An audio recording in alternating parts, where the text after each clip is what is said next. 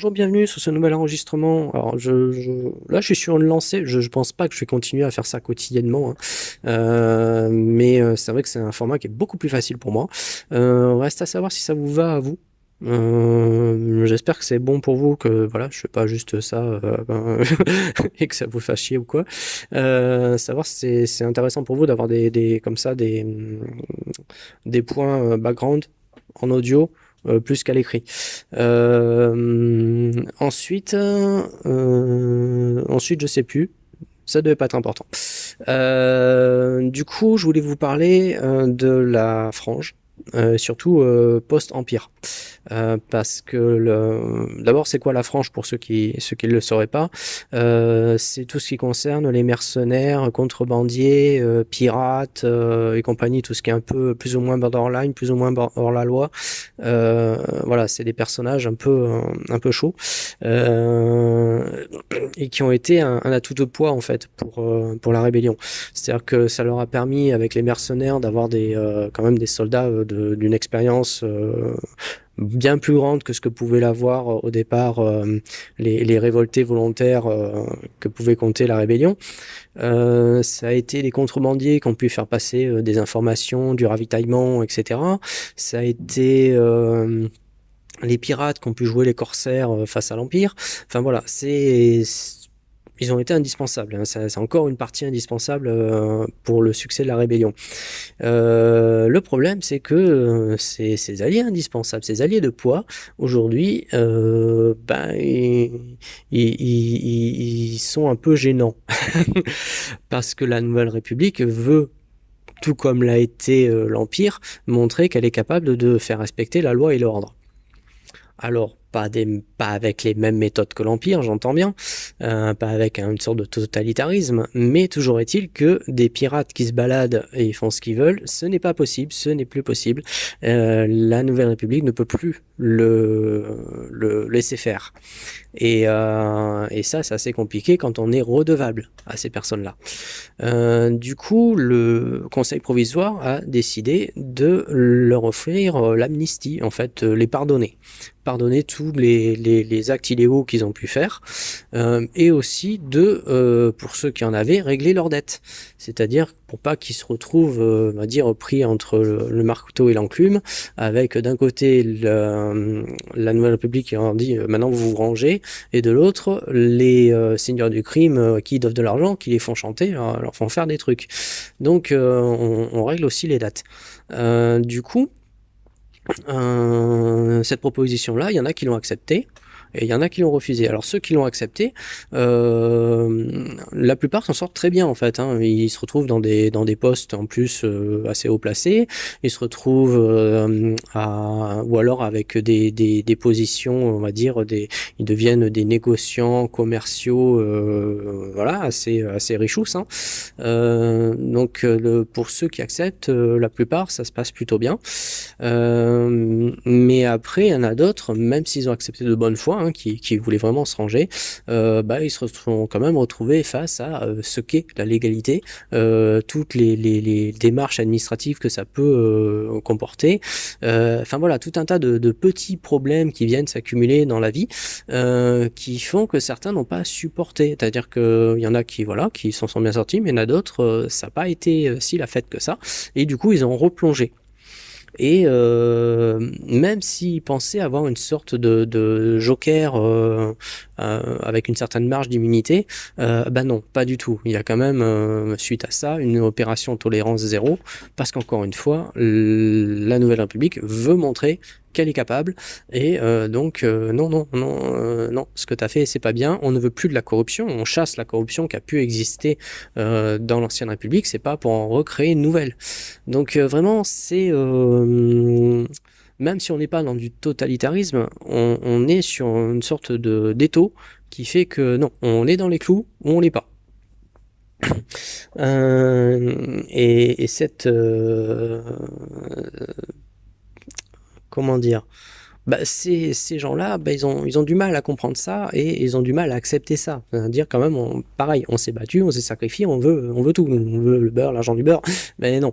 Et c'est vrai que ces questions de point de vue s'affrontent. En plus, on a aussi ceux qui ont accepté, mais pas de bonne foi, qui ont accepté, qui ont profité du truc. J'ai wouhou, ça y est, ça, mes crimes, ils sont pardonnés. Wouhou, mes dettes sont effacées. Wouhou, je garde mes sous, mais je continue à faire le con derrière. Ça arrivait aussi. Et inversement, on a ceux qui ont directement refusé parce que, voilà, ils ne voyaient pas leur vie comme ça. Ils veulent garder une certaine liberté d'action. Voilà. Et ces gens-là, c'est pareil. Du coup, ils se sont fait poursuivre direct. Ce qui fait que ça a été plutôt mal pris par une certaine partie de la frange.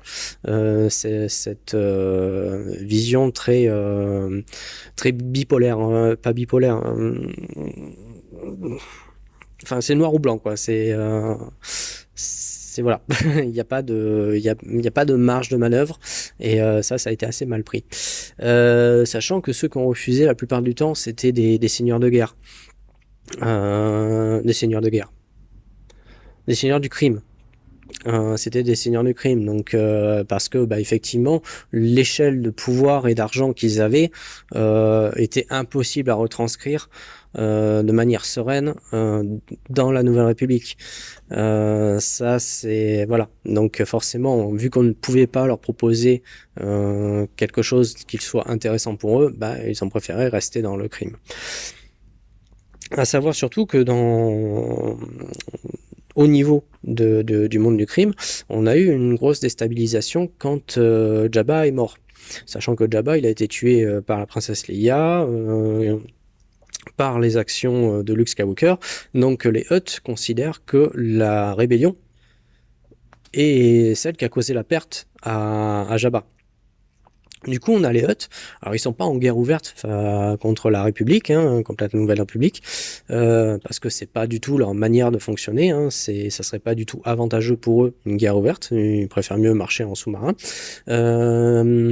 Mais toujours est-il que si jamais la Nouvelle République, jamais ouvertement, mais bon, ou des agents de la Nouvelle République auraient besoin du concours des Hutt, soyez certains qu'ils vont le faire payer le prix max. Là, vous êtes voilà, il y aura pas de tarif d'amis là, ça allait payer très cher.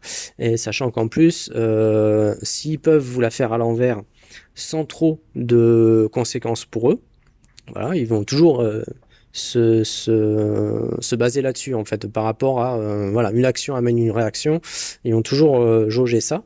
Mais s'ils peuvent vous la faire à l'envers sans trop de mal derrière, ils le feront sans hésiter, plutôt 2 fois qu'une. Voilà, sachant qu'en plus concernant Jabba, alors on oublie l'histoire de Boba Fett là de Disney, ça c'est poubelle, c'est caca, berk. On garde toujours l'univers légende avec c'est Bib Fortuna qui a repris la suite de Jabba. Sachant qu'en plus, pour bien expliquer, alors je vais pas vous faire l'historique et la montée en puissance de Bib Fortuna, ça demanderait un audio complet et très travaillé. Alors peut-être que je le ferai plus tard, mais là non, c'est pas le but, c'est pas l'intéressant pour l'instant. Mais sachez que Bib Fortuna c'est un Twi'lek, c'est pas un Hutt. Donc pour arriver à reprendre la main sur la zone de pouvoir qu'avait Jabba, ça n'a pas été simple quoi. Et il a vraiment dû batailler. Et les Hutt sont pas ravis de cette situation. Pour eux, c'est limite honteux d'avoir un Twi'lek qui a pris une part chez les Hutt. Du coup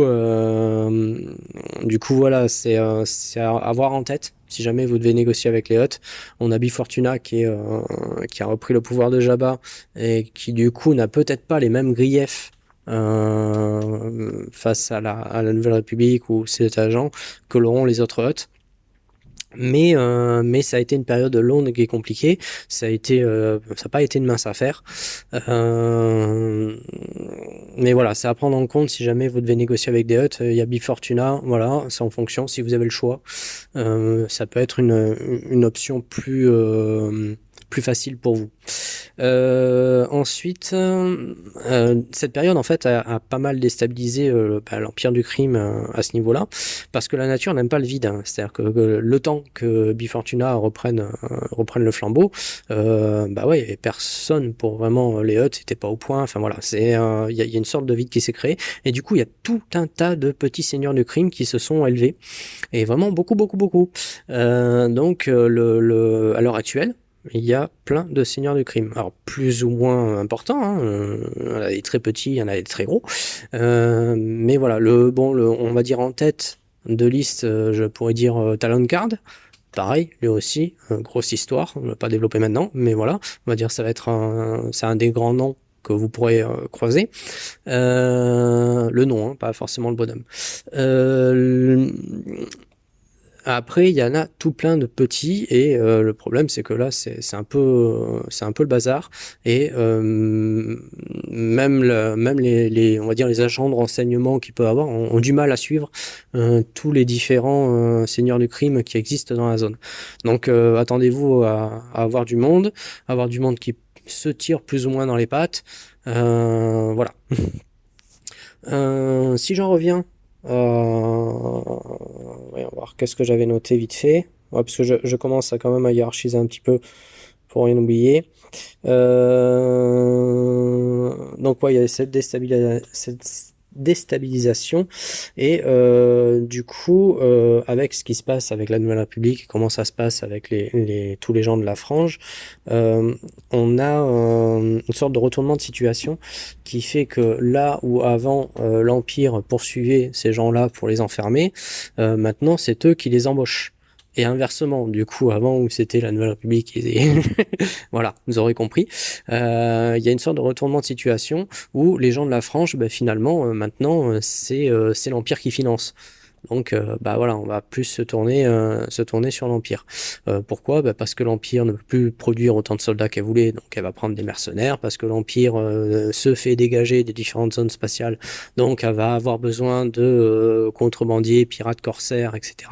Enfin, du coup, la situation est en train de s'inverser, et ce qu'il faut comprendre, c'est que justement, les gens de la frange qui ont toujours eu une loyauté conditionnelle, hein, une loyauté qui pouvait changer de bord, même si beaucoup de gens de la frange qui bossaient avec la rébellion le faisaient par idéal, même si beaucoup de gens de la frange qui bossaient pour la rébellion avaient une sorte de code d'honneur qui fait que quand on bosse pour quelqu'un, on va pas le trahir pour bosser pour un autre, parce que ça nuit à la crédibilité de voilà, si je veux avoir un emploi. Aujourd'hui, vu comment les traite la Nouvelle République, les gens de la frange, bah, cette loyauté qui est certes conditionnée, bah, devient de moins en moins stable en fait. Donc j'ai envie de dire, méfiez-vous. Quand vous faites appel à des gens de la frange, méfiez-vous. Souvenez-vous qu'une bonne partie de votre équipage fait partie de la frange. Ce n'est pas si simple. Ce n'est pas parce qu'on a payé qu'on a droit à une loyauté à toute épreuve. Surtout aujourd'hui où les gens de la frange sont un peu échaudés par la réaction de la Nouvelle République à l'heure actuelle. Voilà. C'était histoire de vous mettre le point là-dessus. Donc j'espère que bah, ça va vous aider. Puis à plus. Ouais. Ciao.